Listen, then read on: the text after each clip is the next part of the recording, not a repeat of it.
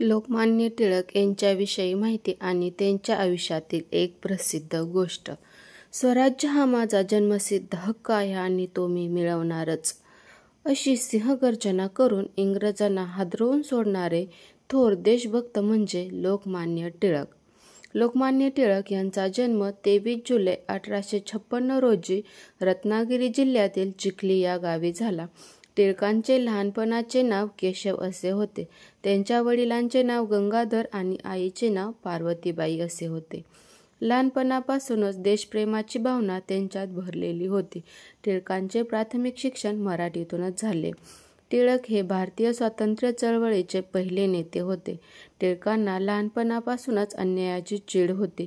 लोकमान्य टिळकांवर छत्रपती शिवाजी महाराजांच्या विचारांचा प्रभाव होता. लोकमान्य टिळक स्वराज्याचे पहिले व प्रबळ पुरस्कर्ते होते. ते भारतीय स्वातंत्र्य चळवळीतील एक मजबूत झालवादी नेते होते. स्वराज्याशिवाय प्रगती शक्य नाही असा त्यांचा ठाम विश्वास होता. झाल विचारसरणी होती, लेखणी तलवार होती. झाल विचारसरणी होती, लेखणी तलवार होती. प्रखर त्यांच्या विचारांनी ब्रिटिश सत्ता हादरली होती. आपले विचार स्पष्टपणे मांडण्याची ताकद टिळकांमध्ये होती.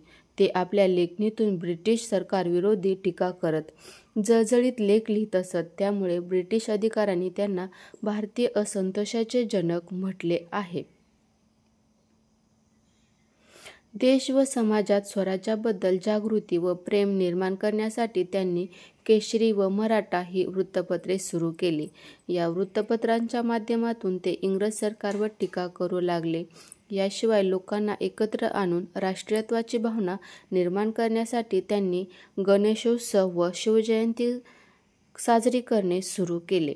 1897 साली पुण्यात आलेल्या प्लेगच्या साथीच्या काळात टिळकांची भूमिका महत्त्वाची ठरली. त्यांनी इंग्रज सरकारविरुद्ध बंड पुकारले. सरकारचे डोके ठिकाणावर आहे काय? राज्य करणे म्हणजे सूड उगवणे नव्हे, असे खळबळजनक लेख त्यांनी लिहिले. आपल्या वृत्तपत्रातून इंग्रजांवर टीका करणे सुरू केले. यामुळेच इंग्रजांनी टिळकांना कारावासाची शिक्षा ठोठावली. टिळक लहान असताना त्यांच्या शाळेतील ही प्रसिद्ध गोष्ट आहे. एकदा टिळकांच्या वर्गात मधली सुट्टी झाली. मधल्या सुट्टीत काही मुलांनी भुईमुगाच्या शेंगा खायला आणल्या होत्या.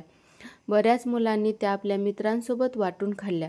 टिळकांनी एकही शेंग खाल्ली नव्हती. या मुलांनी शेंगा खाताना एक घाणेरडा प्रकार केला. शेंगा खाल्ल्यावर त्या शेंगाची टरफले वर्गात वाटेल तेथे फेकली. मधली सुट्टी संपल्यानंतर पुढच्या तासाला गुरुजी वर्गात आले. वर्गात झालेला कचरा पाहून ते संतापले. त्यांनी "कुणी खाल्ल्या शेंगा?" हे विचारले, पण कोणीही उत्तर दिले नाही.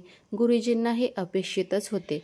त्यांनी शिक्षा सुनावली. "ठीक आहे, शेंगा कोणी खाल्ल्या हे सांगणार नसाल तर सर्वांनी शेंगाची टरफले उचला आणि वर्ग साफ करा. ताबडतोब कामाला लागा." मुले कामाला लागली. टिळक मात्र आपल्या जागेवर शांत बसून होते. गुरुजींनी ते सफाई का करत नाहीत त्याचा जाब विचारला. ते म्हणाले, "गुरुजी, मी शेंगा खाल्ल्या नाहीत, त्यामुळे मी कचरा देखील उचलणार नाही." गुरुजी म्हणाले, "असं होय, मग मी मगाशी विचारले कुणी शेंगा खाल्ल्या तेव्हा बरं शांत बसलास." टिळक म्हणाले, "मला चाडी करायची नव्हती गुरुजी, म्हणून मी शांत राहिलो, पण मी शेंगा खाल्ल्या नाहीत एवढं मात्र सांगतो." गुरुजी म्हणाले, "वा रे वा, कुणी खाल्ल्या ते देखील सांगणार नाहीस आणि मी दिलेली शिक्षा देखील पाळणार नाहीस. एकतर कोणी खाल्ल्या शेंगा ते सांग, नाहीतर टरफले उचल, नाहीतर चालता हो वर्गातून." टिळकांनी आपलं दप्तर आवरलं आणि ते वर्गाच्या बाहेर निघून गेले.